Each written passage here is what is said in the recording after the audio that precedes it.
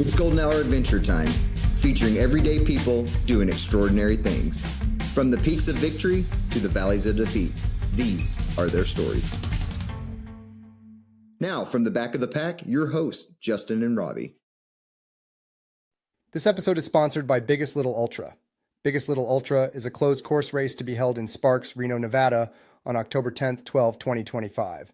We offer 6, 12, 24, and 48 hours races and 50 and 100-mile races, all starting Friday, October 10th. We also offer 6, 12, and 24-hour races starting Saturday, October 11th. The course is a 2-mile loop, all paved and lighted, around a beautiful lake. Hotels, casinos, and restaurants are nearby. This is your chance to set a PR at your chosen distance. Tired of stressing about aid station cutoffs? This race is the solution. Maybe just cruise with friends and enjoy a glorious venue. Come find out how far you can go in the allotted time. We will provide great swag and make a donation to Liberty Dogs, a nonprofit that provides canine companionship to veterans. And welcome to Golden Hour Adventures. Today's podcast has been in the making since May of last year. When I first found out about this guest, I was on a sober meetup in Colorado, and I was talking with one of the ladies there, and she was telling me about this guy that ran in her little group run that she would do, and kept talking, and yeah, he's run a bunch of hundreds. I was like, what? Then she told me the age, and so, I had to do the ultrasign of stalking immediately, and here we are, finally. We put it off a little bit because he's done some pretty cool things, and we pushed it back a little bit because I wanted to hear about these other 2 events that he did. But Todd Leigh, welcome to the podcast. Thank you for having me. I'm honored to be here, for sure. Yeah, I'm super excited about this one, just because first we gotta get the monkey off the back. Can you tell people how old you are? 83 today, actually. Today's my birthday, 83. So happy birthday! Thank you very much. Happy to get this far. Yeah, for sure. 83 years, and we'll go backwards since this stuff's still pretty new. You completed Jackpot just last weekend? Yep. Just a week ago, actually right about now. Yeah, Jackpot, as you know, is in Henderson, Nevada. It wasn't pretty, but I got her done. There was actually 5 guys in over 80 category, and 2 of us managed to finish. I was dead last in my age group, but I finished. I got her done. Yeah. Congratulations! That's amazing. Well, it was just to be clear, it was 46 hours, which is almost embarrassing, I have to tell you, but I did it. But you know what? You got all those bonus hours, so you got your full money's worth in that one. Oh yeah, no, I more than got my money's worth. I ate out of the aid station. I probably they lost money on me. I'm pretty sure that's Jamil Khoury's race. I'm sure he probably doesn't want me back because I ate all his food and took up all his time. No, it was, as you get older, these things don't get easier. That's for darn sure. And I didn't realize, when I was your age, kind of what was coming, but here it is. But at least I'm still able to, get out and do it. Not a lot of guys over 80 doing these things. So I'm just pleased, even though it was slow, I'm just pleased to be able to, continue to do it. So. Yeah, and I kind of want to know what motivates you to keep on going. Once a lot of people reach a certain age, our society, tells us that there's an age and a time for retirement, and that's time to stop doing everything and enjoy your so-called life. I don't know if that's the right way to say it, but what keeps you motivated to keep on moving and doing these races? Well, that's a good question. I'm not one to give up quickly. I practiced law at a law firm in San Diego, Procopio Quarry, for 56 years, and I just retired last December 31st. So not many people practice that long. It's just, I guess, who I am. I kind of continue to do stuff until I absolutely can't. I still could have practiced law, but I want to do some other things finally. So what keeps me going? I just, I'm almost afraid to stop. Because I'm afraid if I don't have a goal out in front of me, if I don't have a race, I'm looking forward to, I won't go to the gym, I won't get out and exercise. And I absolutely firmly believe that good life requires everyday exercise. It's an absolute necessity, I think. And I'm afraid if I don't have a goal, now I say, well, I'll just lay around in bed and drink coffee in the morning and not get out, but with a goal out in front of me, another race coming up, by then I kind of feel I need to get, I can't just lay in bed. I got to get up. I got to move. I got to exercise. I got to do the best I can. And recognizing at the same time that the best every year is a little less best than it was the year before.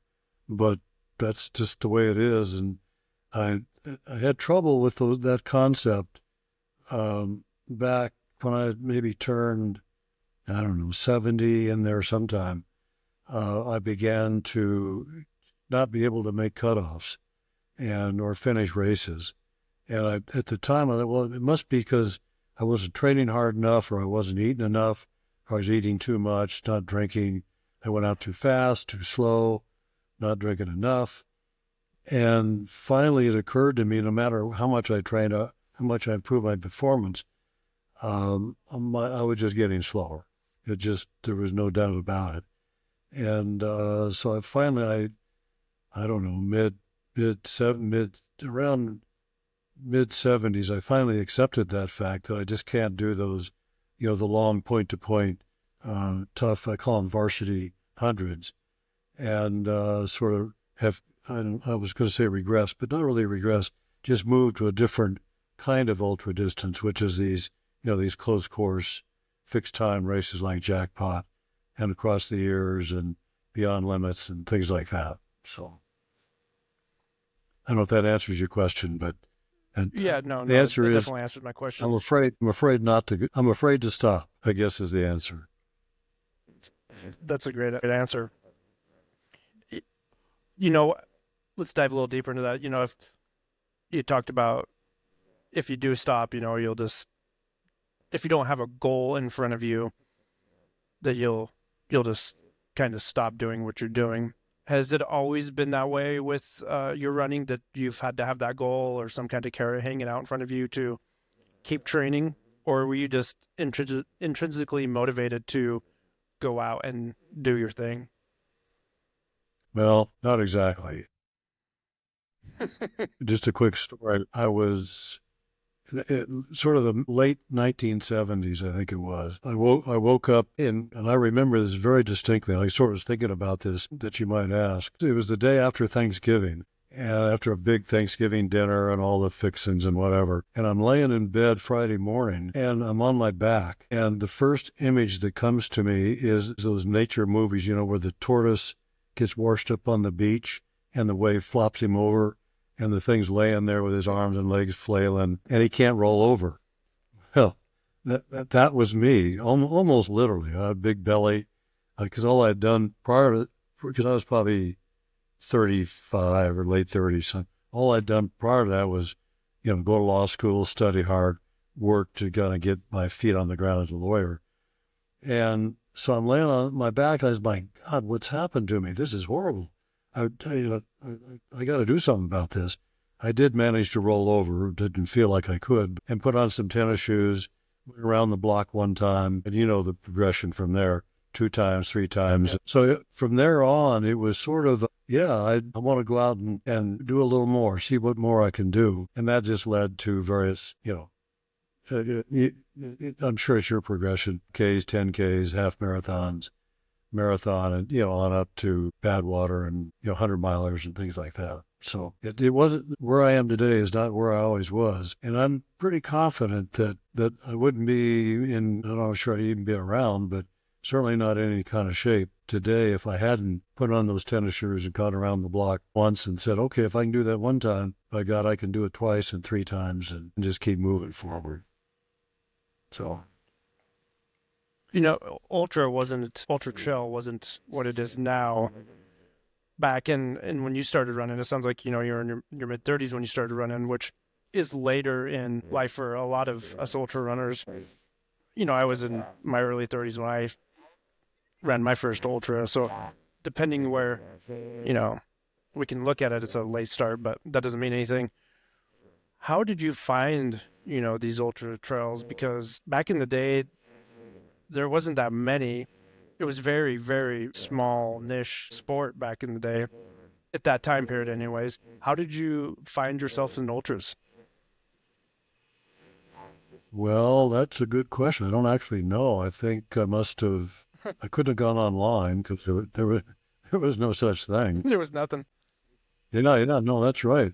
And I think, I may be wrong about this, but there might have been max a half a dozen 100 milers back in the mid 1980s, maybe more, but frankly, I don't remember how I even found out about word of mouth. I guess maybe if I started running, I was doing road racing, and not very well, but because I'm big and fat and sloppy, and I don't go fast. But I probably hanging out with the guys that were doing road racing, and just sort of conversation. And then I got to running with some people up in the mountain. We lived in San Diego at the time, and I got to knowing some of the people that were running up there. And I guess it was just word of mouth. I heard about Angeles Crest and participated in that in his first year, 1986.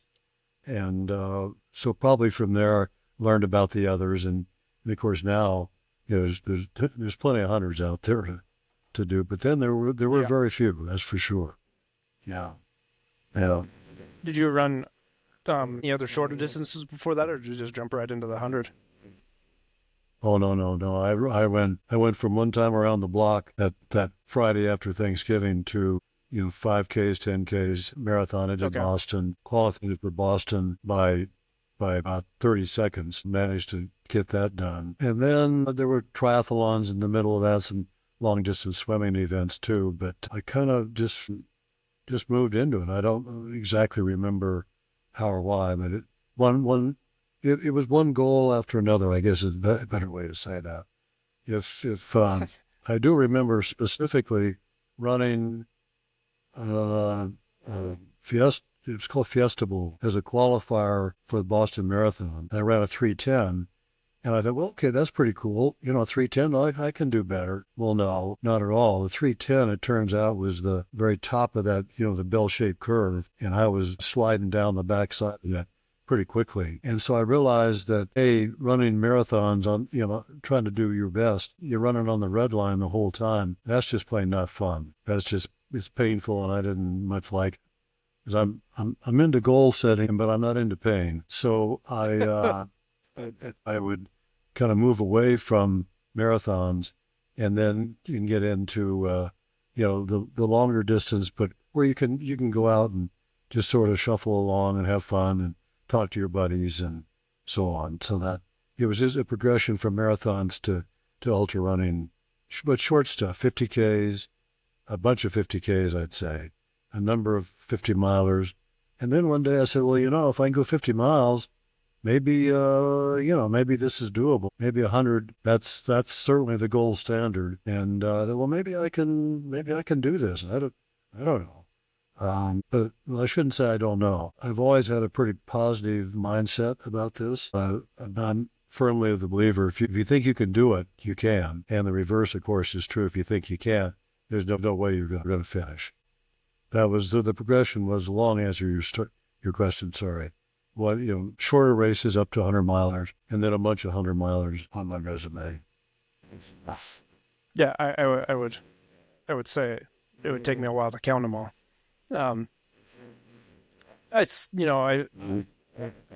You ran Angeles Crest in '86.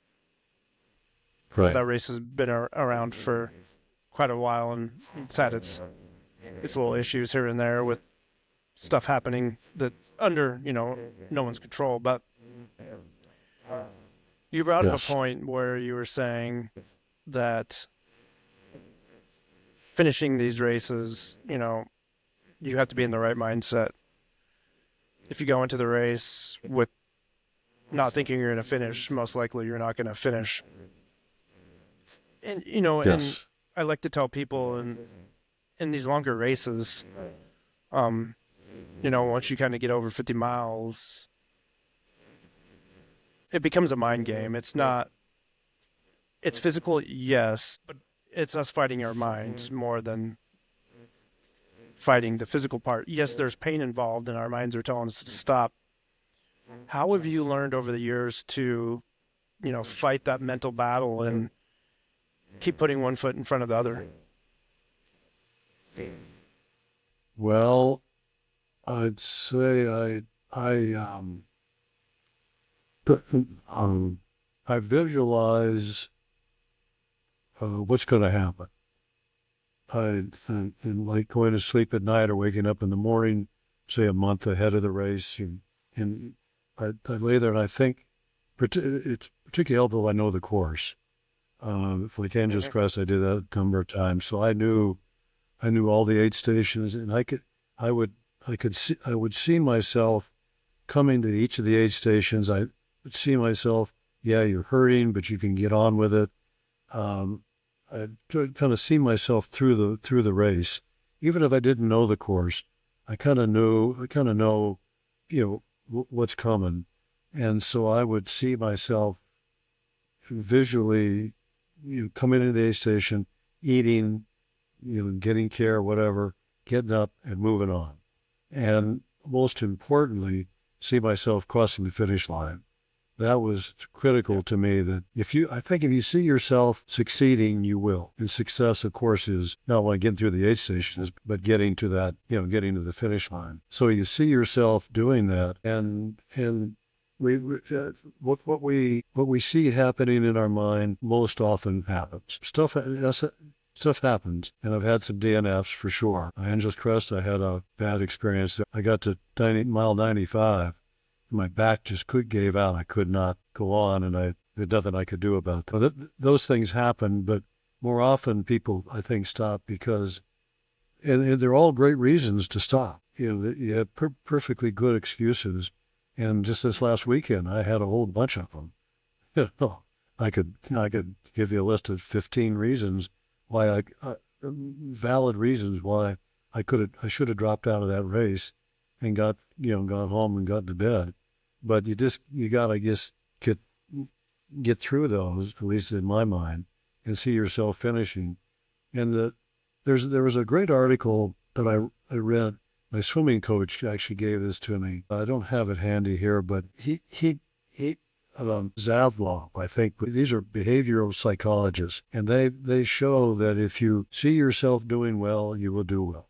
And I've read this article a number of times, and I firmly believe in what they preach. You got to be positive about what you're doing. You got to see yourself succeeding, and you will. It's absent, a disaster, and they do happen. But it gets around the voluntary sort of, well, maybe I can go on, maybe I can't. Once your mind is clear about what you're doing, then you're going to do it. Yeah, I mean, I do the same thing with visualization. I had a coach that, told me the same type of thing, And one thing I would still do is doing those long training runs, visualizing crossing the finish line, and when I'm, finishing my run, when I'm taking a break to eat, acting like I'm in an aid station. And that visualization really, really helps me. So when it does come to that point, we're already kind of telling our mind, hey, we already know what to do, just keep on going. When we have our low points too, everything hurts or whatever's going on, that's when a lot of our brain talks and tells us to quit. But I found kind of if you can kind of numb that pain, or, they call it now, to go into the pain cave, and turning that off, that helps a lot. But what I've learned about, long distance and ultra is experience. The more you do it, the more experience you have with yourself, how your body feels and how all that's going on really helps me. Yeah, I couldn't agree more. I think the more you know what you're getting into, the more it's not a surprise then when you've got blisters or you're in a big funk, which will happen. There's no 100-miler I've ever done where I haven't had times when I just, oh my God, this is the stupidest thing. Who got me into this? Just you're feeling horrible. As long as you know that's coming, and then when it comes, you say, all right, good. This is part of the deal. This is what I'm here for, and I know I'm going to come out of it, because you always do. You eat, stop, rest, whatever, but you do come out of that hole, and it's good to know. I think it would be tempting to think you get in a funk. Oh my God, this is going to go on forever, and I can't do this. Which, of course, is not true. Eventually, you work your way out, slow down, just take it easy, and life comes back, and it's all good. So experience, you're right. That's a great point. The more you do this, the more you know you can do it. Perfectly right. You've been in the sport for a while, and when you were, first got into it, it wasn't that big. Where have you seen it, from then to now? What are some of the differences you've noticed throughout the sport? I know there's a lot with, gear. I had a friend that ran Wasatch. He ran it a bunch of times early on, and, the whole story of, carrying maple syrup bottles for water bottles, all that stuff to keep water. I mean, now we have vests with soft flask and hydration bladders and little waist belts you can put water bottles in. I mean, what has been your experience with the progression, from when you started to where it is now? Well, I'd say for sure the nutrition and hydration have improved 1,000,000%. I also had a triathlon career, and I did a race called Ultraman in Hawaii. It was a full way around the Big Island. And this is way back, and the nutrition then was Gatorade and water. And they said, you just drink as much water as you can. Well, I wound up in the emergency room at the end of that race because all I did was drink water, and I wasn't replacing potassium and sodium. So, that had dramatic results. So, I mean, today, of course, there's no excuse for that today. Back then, who knew? No. You just kind of, we're on our own out there. And for sure, nutrition there's no excuse now not to be well hydrated, have all the nutrients that you need. I think also the race, we're aging up. I think that it's actually interesting. I was thinking about this the other day. I was looking at the Grand Slam, how few people do that. I think it's because these races are so full now. You can't get in anymore, which is a good well, it's not a good sign, but it's a sign of the times that ultra running is definitely growing. And lots more people in the that's why there's more races. I think that's a fun thing, and there's lots of activity, lots of people out, running and enjoying the sport.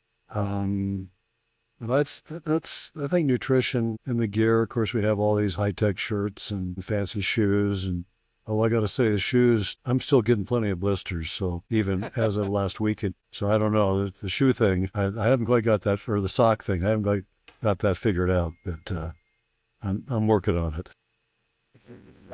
You mentioned the Grand Slam, and you ran Western in '87. How hard was it to get into Western States in 1987? If you signed a check, you mailed it in with your application, and boom, you were in. It was really hard. Your check, I guess the qualification was your check had to clear. That was I got in. I did that. I had one DNF there. I think I had two finishes, and each time it was not. I got in. And that of course, that then made it easy to do the Grand Slam because you could get into Western States, and the rest of them weren't hard to get into. Today, I don't know what these poor people do try to get in Grand. I guess it's just a sheer matter of luck to do the Grand Slam. You got to get into Western States. Yeah, who knows if you get lucky, maybe, but it could be 6, 7, 8, 9, 10 years just to get in, and yeah. into that race, and you got to run those qualifiers every year to stay active. It's a different time, I'm sure, from when you just send a check in, and as long as your check cleared, you were in. Right, exactly. I've noticed with the Grand Slam, it's really hard now. A lot of people are going to the Rocky Mountain Slam because they've given some alternates that don't have lotteries. Of course, Hard Rock's still in there, but if you don't get into Hard Rock, you can just pick another race and still complete the Rocky Mountain Slam.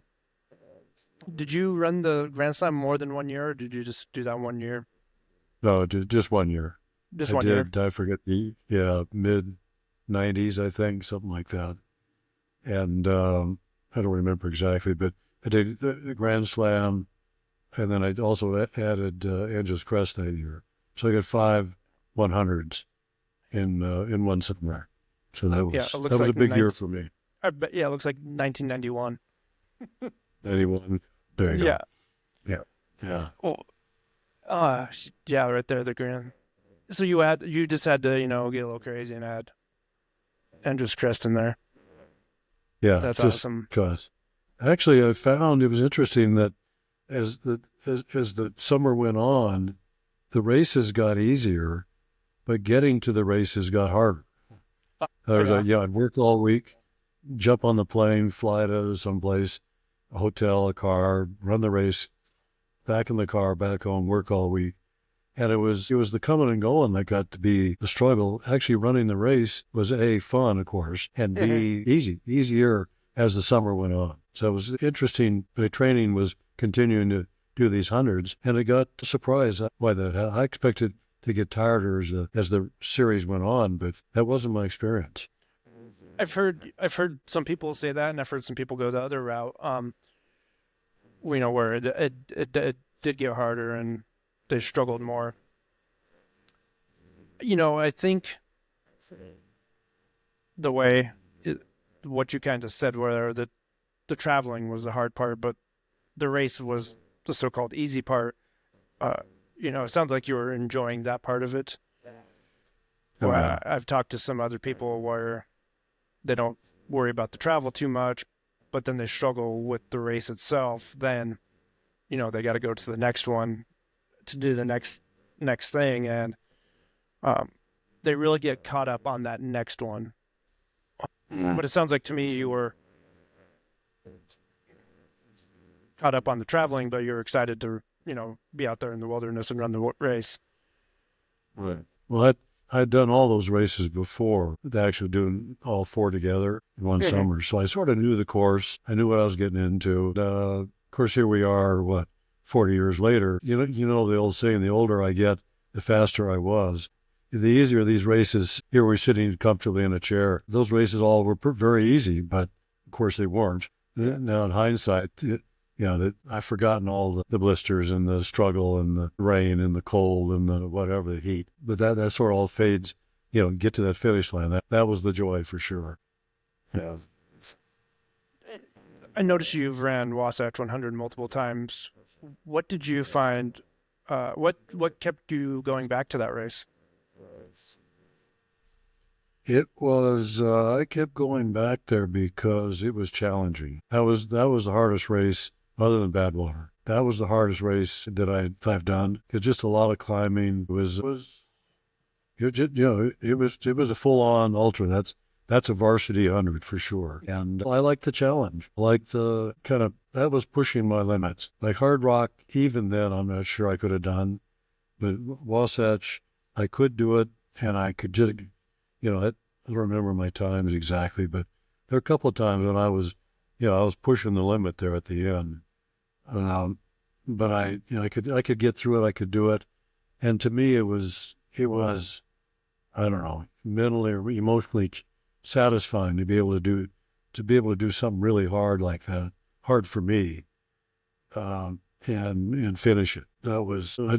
I enjoyed the race. I liked the people. It's a gorgeous course. I mean, it's in the trees are turning. To this day, I can remember coming down a long, long stretch in the quaking aspen, and they're all yellow and shimmering in the wind. And I mean, it was magical. It was, where else can you ever get something like that? It was wonderful. It sounds like, you're running in these races, signing up for hard stuff.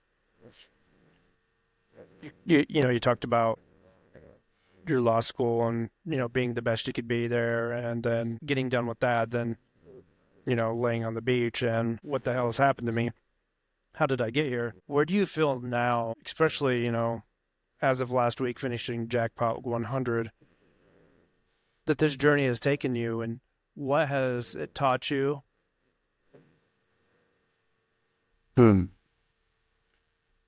Well, I think we sort of talked, I think it has taught me to hang in there. I hung in with my law practice for 56 years. Not that that was hard, it was enjoyable. But I think I don't know if it's taught me for sure to be positive, to think ahead, to plan for sure. You can't go into these things half-assed. You better, we have gear today, you better use it and take care of yourself. So I think it's taught me to just, it wouldn't be correct to say be a better person. It's just be a running person, to be someone I'm proud to be, to finish a race. And it's for me, a lot of people just say you're nuts. Why are you even considering something like this? But I enjoy it. I think it's been a very satisfying thing for me in my life. It's been, I think, physically rewarding, as I feel I'm in pretty good shape. I got some issues, but I feel like I'm in really good shape for 83, and I've still got some more to go, which I think if I hadn't had a running life as I've had, I'm pretty sure I wouldn't be where I am today. I think it's just helped me be physically healthy and on top of things. Yeah, I really like that. We all, when we tell people we run these, ridiculous miles or courses or, stuff like that, for me, I'm like you, I like the mountainous courses, the harder stuff. One, it's hard. You get a break while you're hiking up the hills. You get to take in the views. A lot of times we get to stand where not many people have, stood before. There's really, peace and joy and a lot of pain that, can come with these longer distances. And for me, I've kind of not been racing as much, but I still go out on these long adventures solo with my dog, and just make it about the day. Make it about me, the day, hanging out with my dogs, awesome stuff. And people, it's hard to tell them what we feel when we're out there, what we feel like when we cross the finish line. How can you best explain, to someone that's not a runner, how you feel after crossing that finish line? Well, yeah, that's a good question. I feel, I think, satisfied, really, and proud of myself. Because, a 5K, yeah, okay, that's that. Anybody can do that. 100-miler, not so much. And I think maybe it's egotistical of me, but I'm really just proud that I can do it. And particularly as the years have gone by, as I said earlier, these don't get easier as you get older. And believe me, you'll find this out. I hope. Yeah. You do. They get old as you get older. But it's even more satisfying then, I think. To last weekend, I was, I just kept pushing, a bunch of reasons to quit, but I didn't. I overcame them, and I got to the end. I said, "Damn, all right, I did that," And it's just a great. It's a nice warm feeling that, yeah, by God, I'm actually up to doing this, and I still got it. Just barely. 46 hours is just barely, but I still got it. I like what you said where, you feel good about yourself. I don't think that's egotistical at all, because, that is building your own self-worth, and our own self-worth is what we feel inside about ourselves. It's not for anyone else. And if we do these things that makes us feel good about ourselves, then that's what we do. So I think I just really like that answer. It was, a lot of the same reasons I do things. It's knowing I did something hard, and yeah, I did it for myself. So it also, Go ahead. No, go ahead. A lot of times we talk about how selfish ultra running is. We're spending, lots of hours out by ourselves, away from family, work, all that other stuff. Then to cross the finish line, it's just like, I did it. I did what I set out to do. I was going to add, too, that I feel I have set an example for others. I actually got some of my family, my son, Frank, and my grandson, Michael, and his wife, Rebecca, actually joined and did the jackpot 50-mile last year, frankly, without much training. My oldest son, Frank, also has done Beyond Limits, the Kim Belly's race up in Idlewild, did a 50-miler there. Just, and a bunch of my friends did jackpot this year. So just doing it, if I incentivize even one other person to get out and exercise, Ben, that's a home run for me.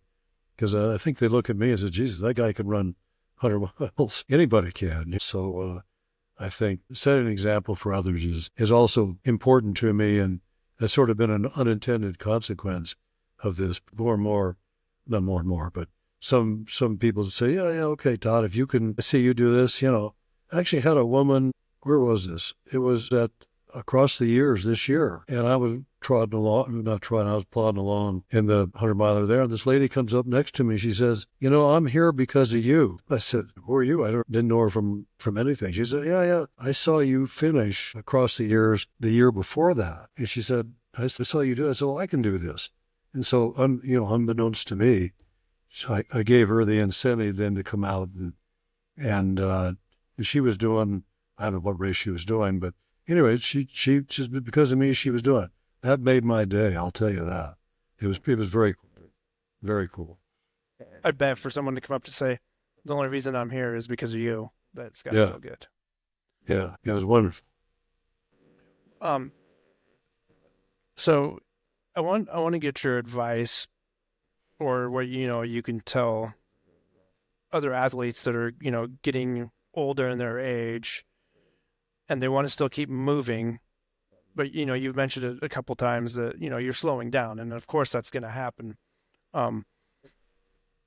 How did you work through like the slowing down part, and what advice can you give to other aging athletes to just not throw the bag in and just to keep on moving as you've done? Yeah, that's a good question. I looking back, I didn't do it very well, for sure. As I said earlier, my last, what I call varsity 100 was Cascades Kraus. And I was mid-60s, somewhere in there, I think. And that's a reasonably hard race, and you got to move right along. And I finished that, and then I did a whole bunch of races after that, none of which really went well. Some I didn't finish, some I couldn't make the cutoffs. And I kept thinking, it never occurred to me that it was because I was in my mid-60s or getting old. I always thought, well, I didn't train enough. I didn't eat enough, whatever. And finally, about maybe early 70s, whoa, wait a minute. It kept beating me over the head. And finally, I realized it's not the lack of training, it's not the lack of drinking or too much drinking. It's I'm getting old. It's just the way it is, and you got to just ratchet it back. And so I readjusted my goals. I was doing javelina for a while because that's not quite a varsity race. It's a loop, loops, and not the climbing that you find in some of these other races. And then pretty soon I couldn't do that. And so I began to realize, there's a trend here. So I just kept moving away from the point-to-point, big-time races, not because I wanted to, and I wasn't gracious about it. I didn't like it. But it was something I had to do. So I then heard about these loop races, and I thought, well, I really want to stay in the sport I love the people. I love the activity. So the only way to do that really is there's two ways. One, do the shorter races, which I haven't done, frankly, I probably should do more of. But then to me, the 100 milers are kind of the gold standard of ultra racing, and trying to stay with those. And I'd say to people, and there's a lot of people aging up, and there's no question, you're not going to get younger. You're only going to get older and slower, and stuff is going to happen. Injuries, you get injured, man, it takes forever to heal up. As opposed to if you're 20, it's like overnight. Now it's like 6 weeks later, you're still hobbling around. So my advice is, be accepting of it more than I was. I fought it for a long time, and I should have done. I had a lot of disappointments in races that I couldn't finish, and I couldn't figure out why. And so finally, I said, okay, let's go to stuff that I can do. And for sure, there's a bunch of these races out there now where the fixed time races like Jackpot, Across the Years, Beyond Limits, where you still have a good time. It's still 100 miles, so it's not like, this is a walk in the park. It's still plenty challenging, but they give you time to do it. So I'd say, long answer to your question, just be accepting, because there's no way around it. You're going to get older, and with it comes just plain, slowness. There's no other way to say it. And so that's, you just ratchet back gracefully. Unlike me, I was not graceful about it at all, but I had finally had to accept it. And now, frankly, I'm having a great time at these races. There's a whole bunch of, well, there's not a bunch. I think Ultrarunning magazine reported 16 people, men and women over 80, who ran 100 miles last year. So some of these people show up at the races, and it's just fun hanging out with them, and visiting. Everyone's kind of in the same boat.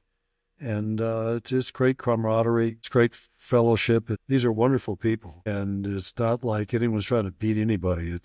Everyone's pulling for everybody else. And my wife helps the other runners. Their wives helping me. And it's still a lot of fun. It's a great way to go. My second question to this, you kind of answered it, like, when you finally realize that you're going to have to choose some other races and you're getting slow, you said that you started having fun again. Like, how many years was not having fun because you couldn't figure out that you needed to slow down or choose different races? That's a good question. I'm embarrassed to say this. I probably close to 10 years, I was in total denial. Maybe not quite that long, but don't have the dates in front of me. But from Cascade Crest onward, well, no, probably from the end of Javelina, I'd say 5-6 years for sure it took me to kind of come to grips with this. So I'm not a quick learner, I guess you would say. Well, I think that's why a lot of us run ultras, because we're not quick learners. Exactly. This has been a wonderful conversation. Just a lot of times, we ask the questions why you got into running, but I wanted to take this a little different way, because you've got a lot of experience and been around and seen a lot of different races. I mean, you've raced, some of the toughest 100-milers in the United States multiple times. Then, you've just kept going as you've got older and you've had to readjust and figure new things out. And, to me, that's what us ultra runners do, is it's a lot of times these longer races can become a big math problem where we got to figure stuff out. And your career has been that.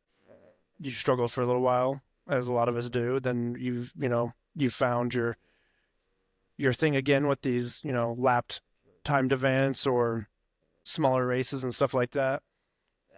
It was my second or third ultra I was running with this lady, and we were both doing the 50K, and I was talking to her, and we were, hiking up this hill, and she told me that she's quite frustrated that a lot of these 50Ks she can't run anymore because she can't make the cutoffs, and she really looks for the ones that have the same cutoffs as the 50 miler. and those are the ones she'll travel to. And it really got me thinking. I'm like, wow, this lady is really, really tough. She's making adjustments because she can't meet the cutoffs, so she'll go find one longer. And, you've ran these races with short cutoffs, Western, Leadville. And I understand that from a permitting and all that other stuff. But I really enjoyed seeing these timed events. We're seeing a lot now, like, kind of across the years, and other ones where, they have 72 hours and you can sign up for any time in that 72 hours and go as far as you want, right? 48 hours, whatever. There's no set distance anymore. And it's like we're kind of seeing a change in the landscape. I know one thing a lot of people struggle with is on these little small loops, like across the Rios being on 400-meter track. Excuse me, that's not across the Rios, but 6 days in the dome. Yeah, 6 days in the dome. Or what's the other one? Across the years as well, like a mile or something. Yeah, a mile, a little over a mile. Yeah, I can't remember the other one that's on the track, a 400-meter track. But like, so you went from rugged stuff out in the middle of nowhere, mountains, to be able to control everything, right? On these small ones, you don't have to carry much. You're around, you still have to carry distance, still the distance. What would you like to see in the future as ultras accommodating more people at all age levels? Well, yeah, I'd like to see, I think my sense is that there's a whole group of ultra runners out there, your age and give or take 20 years, who are having a great time, loving the sport, on the trails, but someday they're going to come to the realization, like I did, in their 60s or 70s or somewhere, that those cutoffs are just not doable. And so I think there's a demand for, these fixed time races. I think we can use more of those. I don't know if that's a segue into my advertisement, but Yes. Oh, good. All right. So I kind of felt the need to kind of give back to the sport. I've been through a lot of aid stations, believe me, and I've been in a lot of races, but I've never put on a race. My wife and I have done a bunch of aid stations, but to put on a race is kind of a different thing. So I thought, well, it's time to give back. So we've actually, my wife and I are putting on a race called the Biggest Little Ultra here in Sparks. We live in Reno. So there's a 2-mile loop that goes around a very pretty lake in Sparks. And it's, I hope there's a demand for this. It's in October, so it's a ways off, and we're still getting, I had no idea how much, I really admire these race directors, because boy, as a contestant, you just show up, you get your number, go to the start line, and off you go. You have no idea what those poor race directors have gone through. I'm getting a pretty good sense of that. It's no walk in the park. Anyway, so we're putting this together. It's going to be a great event, I'm sure. And I think there's a need for this, because they say people are aging up, can't make the cutoffs. Other people just want to, how fast can I do a 100-miler? Or a 50-miler? And a loop course like this is the kind of thing where you can find that out. So we're working hard to do that. BiggestLittleUltra.com is the website. If anybody's interested, we'd sure like to see some sign-ups. It's all a lot of work and not much coming in, but I'm confident it will. And believe me, it's a lot of fun. I'm really, really enjoying thinking all this through and figuring it out and doing all the permitting and all the stuff that goes into it, because I feel really good about providing a venue like this for people like me who still want to be in the sport, but just can't get into Western states or can't make the Wasatch cutoffs and things like that. So I hope it'll be a good success, and there's a lot of fun doing it. Thank you for that, for the unpaid advertisement. Yeah, no problem. Is it going to be a timed event? Oh yeah, sorry. Yeah, it's a two. Yeah, it's it's a 2 days, 48 hours. 48 hours. Yeah, we're doing a 6-hour 12-hour, 24-hour starts on Friday, and then another 6-hour, 12-hour, and 24-hour starts on Saturday, and then on Friday you also start a 100-miler and a 50-miler. So, yeah, so it's lots of options. It's lots of. We maybe should have done 72, but I think the first year 48 hours is probably enough just to kind of get our feet wet and get used to it. Well, yeah. Well, if you're, any of the listeners are looking for their first ultra or live in that area or just want to go support Todd, and it sounds, Justin and myself, my co-host, we really appreciate the timed events and the smaller loop courses. I ran this one for quite a few years. It was 0.88 mile loop on a gravel around this pond, and it was one of my favorite events of all times because it was a family event. Kids were free. My mom could come and walk as far as she could. My sister could come and try to do what she wanted to do. No pressure. It was just, the aid station was like a potluck, so everyone volunteered and, brought food to the aid station. Super cheap, and I made a lot of memories there. And a couple times, I made it in my A race and failed miserably because I went out too hard. But you know what? I still woke up that next day and walked in with the people that had 100+ miles on their legs. And I remember one year I woke up at 5 and walked for 3 hours with this guy, no clue. He had reached the 100-mile mark, and he told himself he couldn't quit for the 24 hours, but he couldn't run anymore. He ran that 100 miles in, I think, 20-something hours, and we just sat there and walked. And, as you know, a lot of times those people we walk with become lifetime friends, which we never thought they would become our friends, but also they do. But yeah, I'm super excited, for you putting together this race and giving back to the community. Well, also, let me just add, my goal here is, because I have an 80-year-old interest, is to get every person in the country who has run 100 miles, is in the 80 and up category, to get them all at this race. Wouldn't that be cool? That'd be Guinness World Record. I'm not sure what record it would be, but to get, get 10 80-year-olds at a 100-mile race, that would be, that's my goal. I need a bunch of other runners to fill in the gaps, of course, but that, if there's anybody out there listening who's 80 and wants to run 100, man, this is your chance. It'd be so cool. It'd be wonderful. To add that. Yeah. Oh, that'd be awesome. Like the championship of 80-year-old 100-milers. Right. Could be a new thing. Could be a new thing. Well, yeah. There are world records out there. Some of the guys who I know, who I race with, hold them. And, they keep breaking their own records. And, there's, who knows what could happen. It could be really fun. It could be really exciting. I think I like the idea of that. Yeah.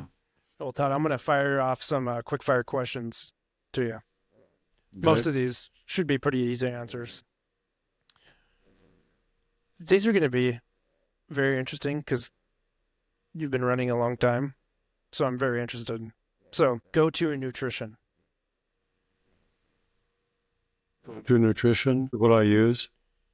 Yeah. Yeah. It could be like real food or, whatever. Just what fuels you doing your long runs? Yeah, I use Hammer products, Perpetuum and Sustained Energy. That's been my go-to for years and years. And then Goose, probably not good for you, but anyway, I use those a lot. And then dates, grapes, and I hate to admit it, but Fritos. Fritos, I love Fritos. So that's my go-to. Fritos are good, especially when you're wanting something salty and crispy. Fritos are a go-to. All right. What are your favorite brand of shoes? Well, that's a great question. I've always used Hoka's. Okay. But this last, just a jackpot, at about mile 50, man, I had blisters all over. It was nasty.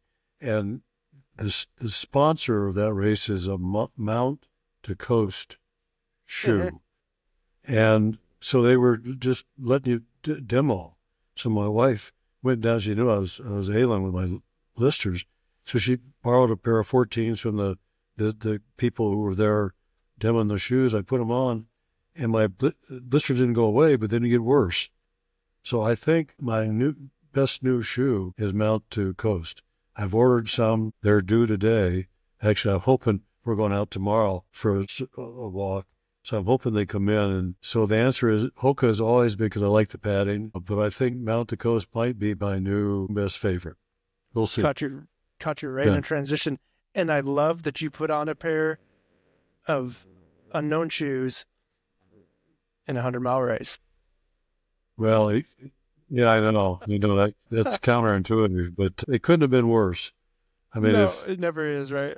Yeah, yeah. I had nothing to lose, and my wife, who's my coach and advisor, and she said, "Yeah, just give them a try." And thank God she got them for me, and they worked really well. I was really impressed. That's amazing. I love that. Yeah. Your favorite all-time race? I say my favorite all-time race is Wasatch. Okay. Because, as we discussed, it's challenging, it's tough. When you finish that thing, you know you've done it. You've done. I can only imagine. Yeah. Okay, these last two are fun ones. If you could be any dinosaur, what dinosaur would you be? I don't know dinosaurs. It would be a skinny one. A skinny one? Skinny and fast as opposed to big and slow, which is, even in my best day, I was big and slow. So like if I come back to velociraptor? Yeah, I'd be a little, whatever they are, I don't know. Okay. Skinny and fast. I like it. Okay, here's the last one. There is a tub of grapes, and there's 1,000 grapes in there. And for each grape you eat, you get $5,000. But one of the grapes is poisonous and will kill you. How many grapes will you eat? 0. I like it. Yeah, I wouldn't. Why would I? Even those odds are not so great. Yeah, and I don't need the money. That's the advantage. Yeah. I like it. Those are good answers. Well, Todd, I feel like, we're just scratching the surface. We could dive really deep into this stuff, but I really appreciate your time, and happy birthday, taking some time on your birthday to sit and chat with me. And thank you. I'm all excited for your race coming up here in October. Me too. It was a wonderful conversation.